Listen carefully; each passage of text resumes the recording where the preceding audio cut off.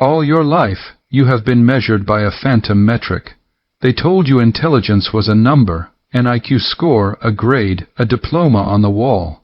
They said it was about memorizing facts or solving problems quickly. They lied because it was easy. True intelligence has nothing to do with school, nothing to do with being smart, as polite society defines it. True intelligence is leverage. It is survival. It is the ability to impose your will upon reality before reality imposes its will upon you. Machiavelli knew this. The great strategists of history knew this. While the masses were busy trying to look smart, the few were busy becoming powerful. There is a hierarchy, a hidden ladder of cognitive evolution that decides who eats and who is eaten, who leads and who follows. Most people, perhaps 90%, die on the first rung. They live in a fog. They think they are making choices, but they are only running a script written by someone else. Then there are those who climb. There are 7 levels of intelligence, 7 stages of awakening. Today we strip away the illusions. We place a mirror in front of your psyche. It will be uncomfortable. It may even be painful, because you will see exactly where you stand. And once you see the hierarchy, you can never unsee it. The faces of the people around you will change. You will see the strings attached to their limbs. You will see the silence in their eyes. The only question is, are you brave enough to see where you rank? Look around you. Really look. Walk through a crowded city at rush hour. Watch the faces on the subway. Stand in line at the store. What do you see? You see the sleepers. This is level 1. It is the most crowded level of all. The sleeper is not necessarily stupid. They might have a high IQ. They might be a doctor, a lawyer, an accountant. They might recite Shakespeare or code in Python. But functionally they are asleep. Intelligence here is purely reactive. The sleeper does not act. He is acted upon. His life is a series of biological and social reflexes. The alarm rings, he wakes. The boss commands, he obeys. The news anchor speaks, he believes. The advertisement flashes, he buys. He thinks his opinions are his own, but press him. Ask him why he believes what he believes, and he will crumble. He will repeat a headline from Twitter. He will parrot a sentiment his parents taught him. He is a vessel for other people's ideas. Machiavelli described this class as those who are so simple and so subject to present necessities that he who seeks to deceive will always find someone who will allow himself to be deceived. The sleeper is defined by a lack of agency. He lives with an external locus of control. Everything is someone else's fault. The economy, the government, his spouse, his luck. He is a victim of circumstance, drifting down a river he refuses to navigate. Psychologically, the sleeper is terrified of autonomy. Freedom is not a gift to him, it is a burden. Give him total freedom and he will panic. He craves a master, he craves a structure. He wants to be told what is good, what is bad, and what to do next. This is why the sleeper is obsessed with consensus. He needs to know what the majority thinks before he feels safe thinking it. He checks the comments before forming an opinion. He looks at fashion trends before buying clothes. His greatest fear is not being wrong. His greatest fear is standing alone. You know these people. You work with them. You might be related to them. They are the background characters in the movie of history. They fill the space. They make the noise, but they leave no mark. They are batteries. They power the systems built by higher levels of intelligence. They consume, they produce, and then they are replaced. If you are at level 1, you probably are not listening to this. The algorithm does not show this kind of darkness to sleepers. But if you were a sleeper and are just now waking up, understand this. The pain you feel, that nagging sense your life is not your own, is not depression. It is reality breaking through the anesthesia. When a sleeper wakes up, he does not immediately become wise. He becomes loud. He enters level 2, the mimic. The mimic has realized the world is a game. He sees intelligence is a currency that buys respect, status, and validation. But he does not yet have his own mind, so he steals the minds of others. The mimic is the midwit. He is the person at the dinner party using big words he does not fully understand. He is the social media activist adopting the latest cause, not because he cares, but because it signals virtue. He reads the book reviews, never the books. He quotes Nietzsche but has never stared into the abyss. At level 2, intelligence is a performance. It is a costume. The mimic is obsessed with the aesthetic of intellect. He collects degrees, certifications, and titles like shiny stones. He needs you to know he is smart. He needs the applause. This is the most dangerous level for your ego, because at level 2 you feel superior to the sleepers. You look down and think, look at those sheep, I am awake. But you are not awake. You are just dreaming a different dream. The mimic is trapped in the Dunning-Kruger effect. He knows just enough to think he is an expert, but not enough to realize how ignorant he truly is. Machiavelli warned of this type. He spoke of those who mistake the appearance of virtue for virtue itself. The mimic believes that if he looks like a leader, he is a leader. If he sounds like a philosopher, he is a philosopher. But probe deeper. Challenge him, ask him to solve a novel problem. Ask him to build something from scratch. He will panic, because he cannot create. He can only copy. He is an echo, a reflection. The tragedy of the mimic is his addiction to external validation. His entire self-worth hangs on the approval of the intellectual class he aspires to join. He is terrified of being exposed as a fraud. This makes him rigid. It makes him aggressive when questioned. If you find yourself constantly trying to prove you are right, if you memorize arguments to win debates rather than seeking truth, you are stuck at level 2. You are a parrot, colorful, loud, capable of speech, but incapable of thought.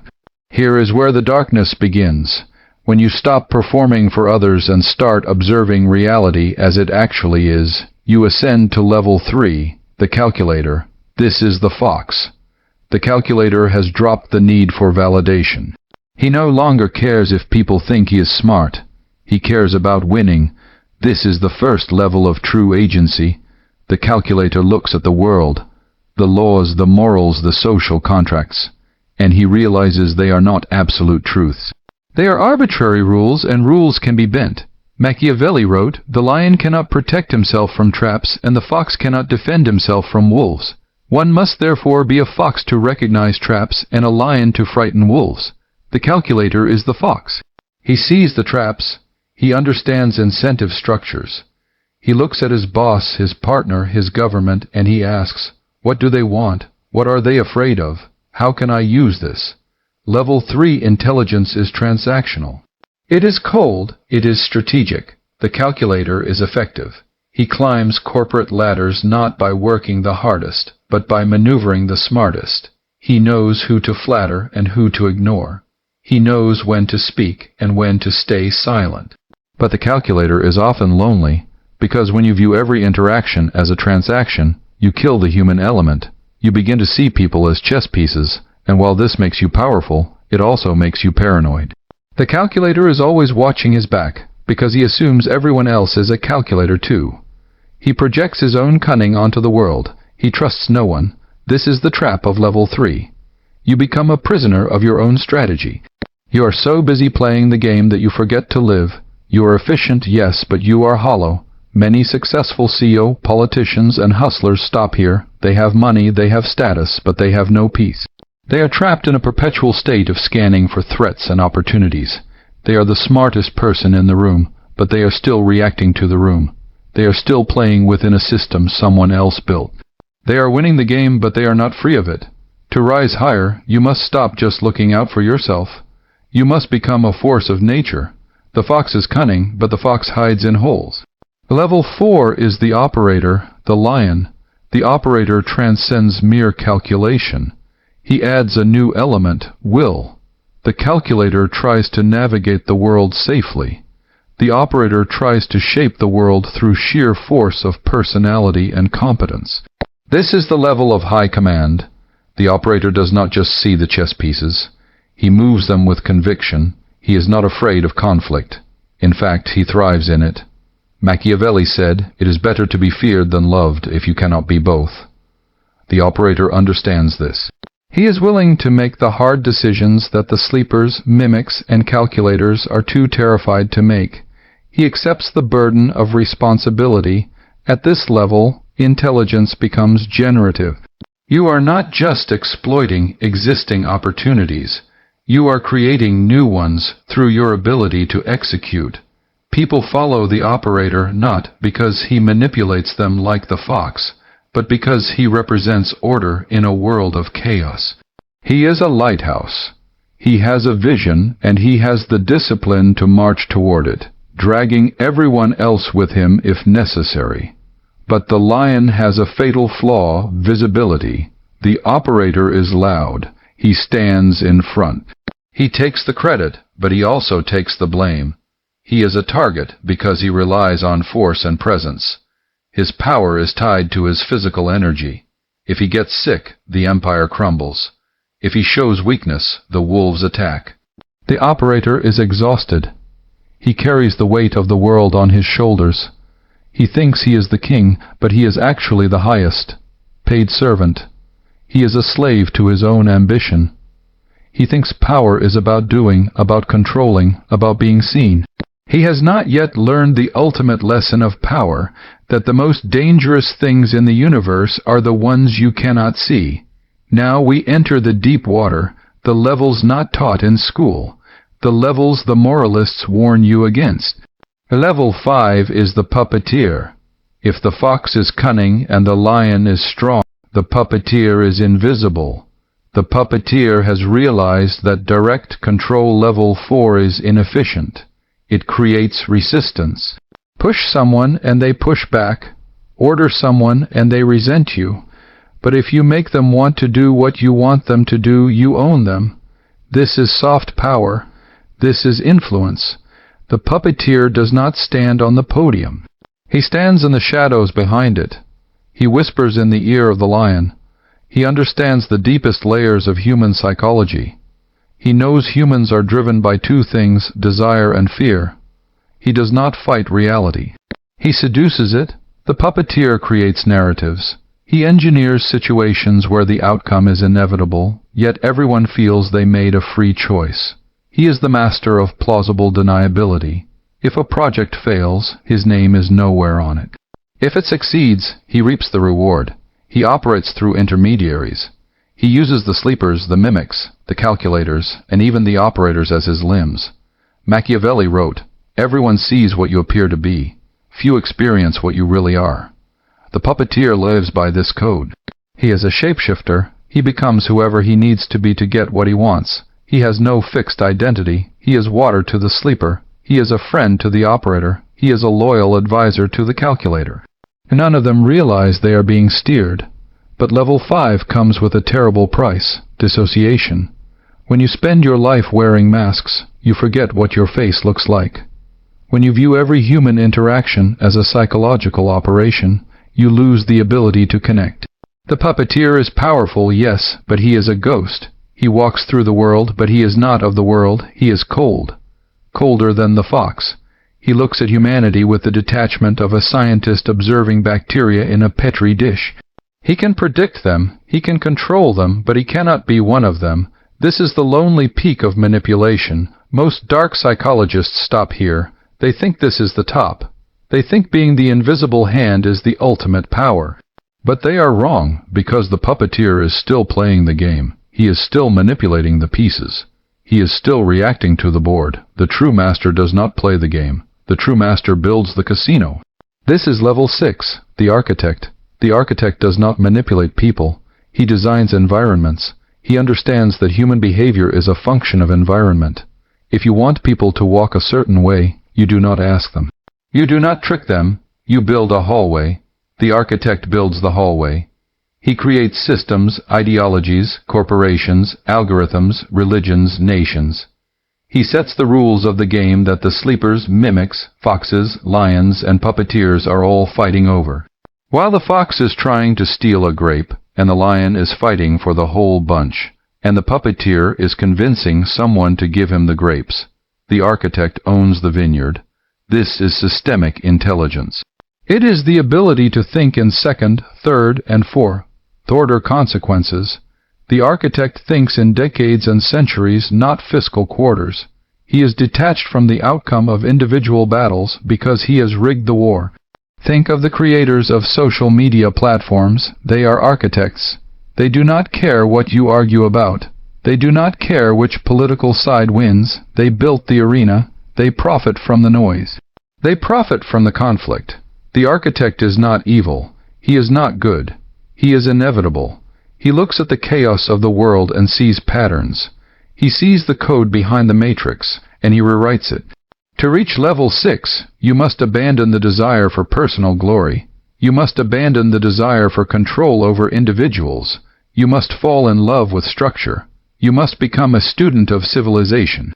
You must understand economics, psychology, history, and physics, and weave them into a single tapestry. The architect is rare. Maybe 1 in 10 million reaches this level. They are the names that survive history. Not the kings who fought the wars, but the men who designed the systems that made the wars necessary.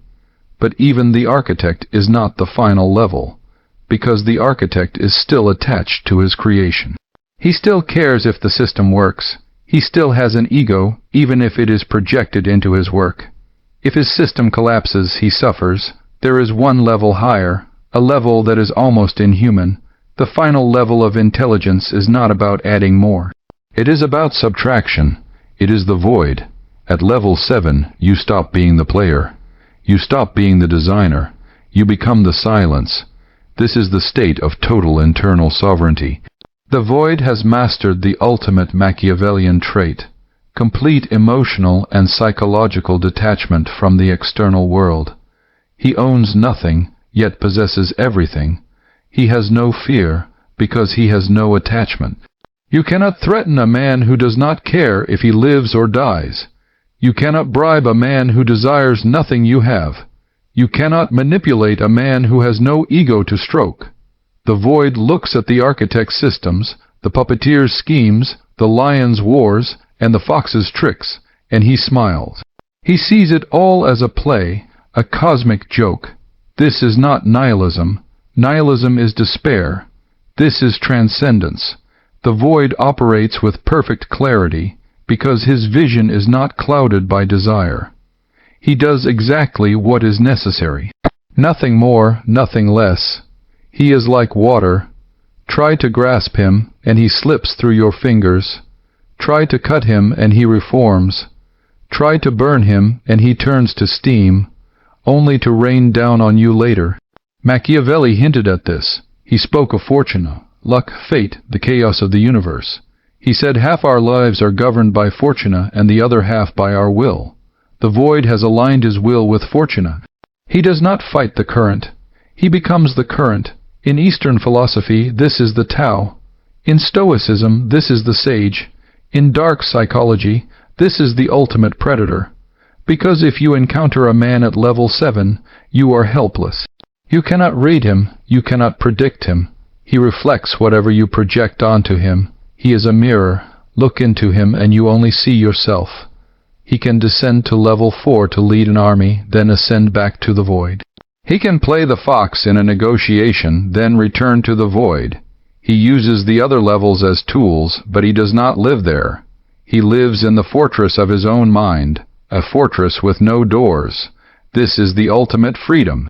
The freedom from the need to be somebody, and paradoxically, this is where the greatest power lies, because the man who needs nothing commands everything.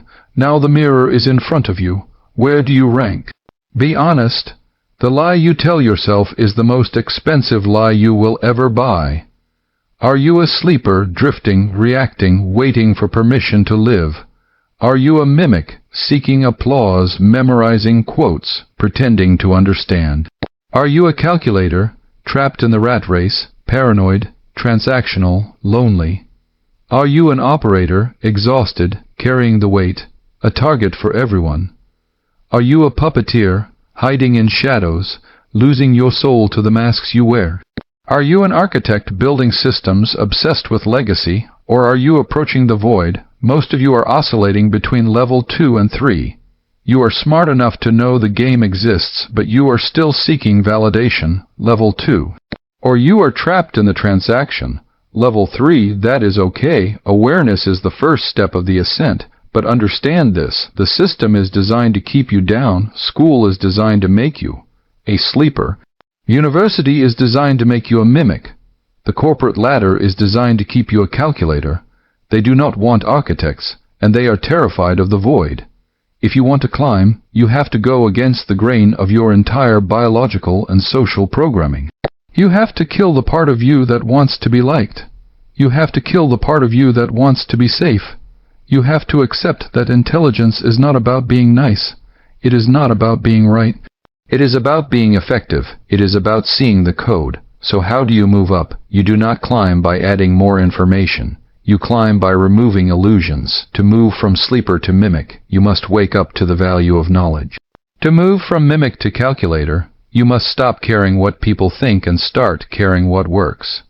To move from calculator to operator, you must develop courage and take responsibility. To move from operator to puppeteer, you must learn subtlety and psychology. To move from puppeteer to architect, you must learn systems thinking and patience. To move from architect to the void, you must let go of everything. It is a long road, a dark road. Most people turn back. They prefer the comfort of the herd. It is warm in the middle of the flock. It is cold on the mountain, but the view is different. When you stand at the top, looking down at the scurrying masses, you realize that all the stress, all the drama, all the politics, all the noise, it was all just a game you no longer have to play. You can just watch, and in that watching you find the only thing that matters, power over self. But there is a specific technique, a psychological key that unlocks the transition from level 3 to level 4. It is the hardest barrier to break. It involves a concept Machiavelli called virtù, not virtue in the Christian sense, but a ruthless, flexible prowess. Most of you will hit the ceiling at level 3. You will be smart, successful foxes, but you will always be afraid of the wolves. You will never become the lion. You will never build the empire. Why? Because you still believe in the rules. You think if you are smart enough, the rules will protect you. They will not. The secret to breaking through, the secret to entering the realm of the architects and the sovereign, requires a fundamental fracture in your moral programming. You have to be willing to do the one thing society tells you is unforgivable. I cannot explain it fully here. The algorithm will not like it. The sleepers would report it. It is too sharp for the public domain. If this opened your eyes, understand this is only what I can show publicly. There are aspects I cannot discuss here without being silenced. The algorithm suppresses the most powerful information, that knowledge exists elsewhere. If you are still here, you are not like the others. But if you want what is hidden, you must look where the sleepers dare not go. Most will not. That is the point.